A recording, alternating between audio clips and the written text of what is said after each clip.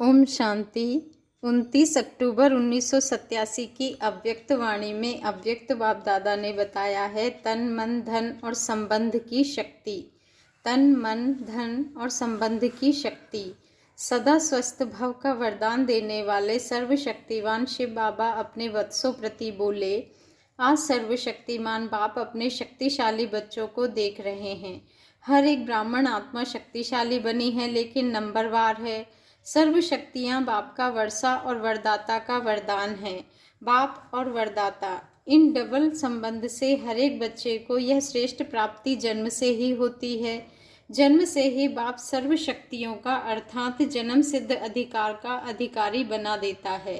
साथ साथ वरदाता के नाते से जन्म होते ही मास्टर सर्वशक्तिवान बनाए सर्वशक्ति भव का वरदान दे देते हैं।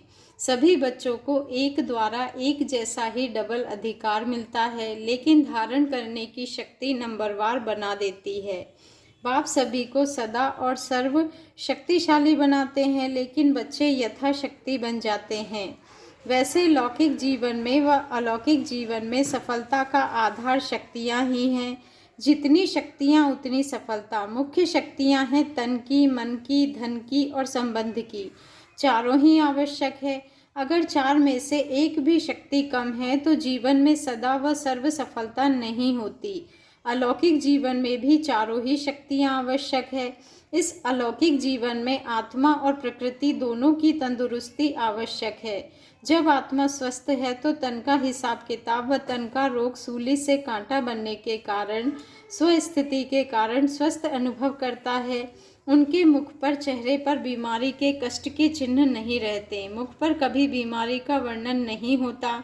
कर्म भोग के वर्णन के बदले कर्म योग की स्थिति का वर्णन करते हैं, क्योंकि बीमारी का वर्णन भी बीमारी की वृद्धि करने का कारण बन जाता है। वह कभी भी बीमारी के कष्ट का अनुभव नहीं करेगा, न दूसरों को कष्ट सुनाकर कष्ट की लहर फैलाएगा। और ही परिवर्तन की शक्ति से कष्ट को संतुष्टता में परिवर्तन कर संतुष्ट रह औरों में भी संतुष्टता की लहर फैलाएगा।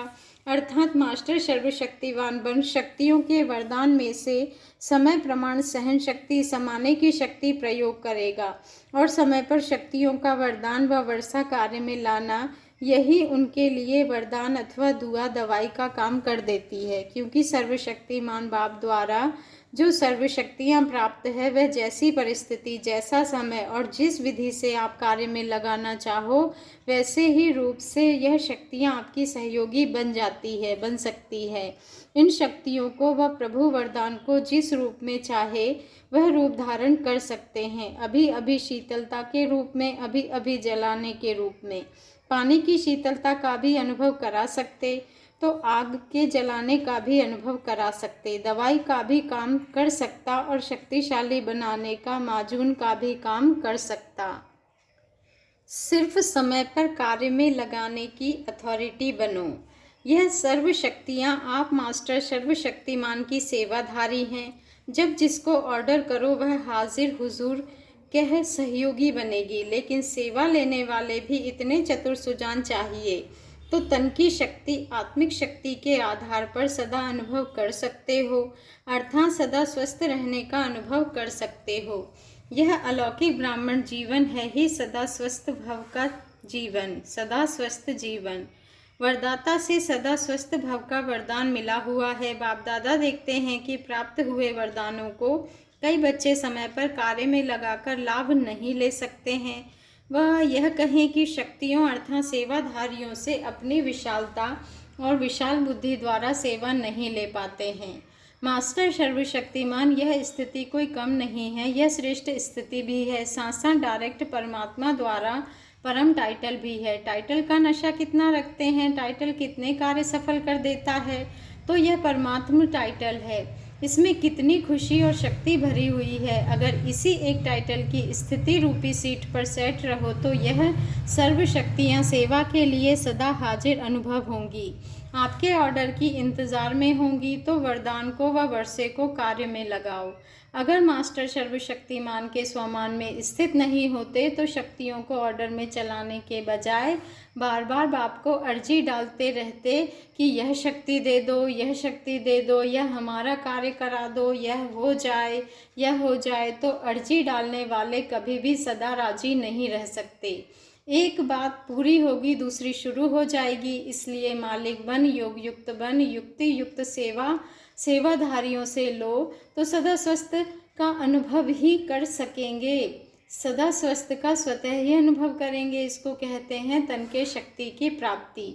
ऐसे ही मन की शक्ति अर्थात श्रेष्ठ संकल्प शक्ति मास्टर सर्वशक्तिमान के हर संकल्प में इतनी शक्ति है जो जिस समय जो चाहे वह कर सकता है और करा भी सकता है, क्योंकि उनके संकल्प सदा शुभ, श्रेष्ठ और कल्याणकारी होंगे। तो यहाँ श्रेष्ठ कल्याण का संकल्प है वह सिद्ध जरूर होता है। और मास्टर सर्वशक्तिमान होने के कारण मन कभी मालिक को धोखा नहीं दे सकता, दुख नहीं अनुभव करा सकता।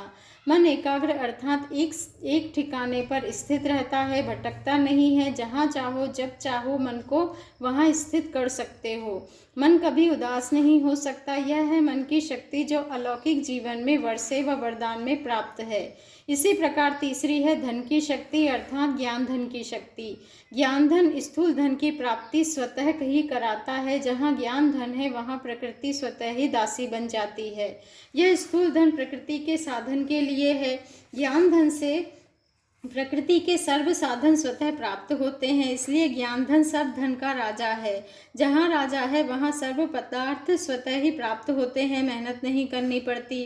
अगर कोई भी लौकिक पदार्थ प्राप्त करने में मेहनत करनी पड़ती है तो इसका कारण ज्ञान धन की कमी है।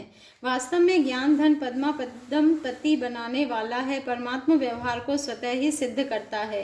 तो परमात्मा धन वाले परमार्थी बन जाते हैं। संकल्प करने की भी आवश्यकता नहीं, स्वतः ही सर्व आवश्यकताएं पूर्ण होती रहती है। धन की इतनी शक्ति है जो अनेक जन्म यह ज्ञान धन राजाओं का भी राजा बना देता है। तो धन की भी शक्ति सहज प्राप्त हो सकती है, हो जाती है।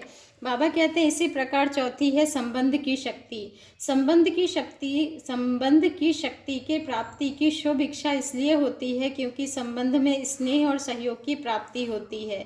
इस अलौकिक जीवन में संबंध की शक्ति डबल रूप में प्राप्त होती है। जानते हो डबल संबंध की शक्ति कैसे प्राप्त होती है? एक बाप द्वारा सर्व संबंध, दूसरा दैवी परिवार द्वारा संबंध, तो डबल संबंध हो गया ना, बाप से भी और आपस में भी।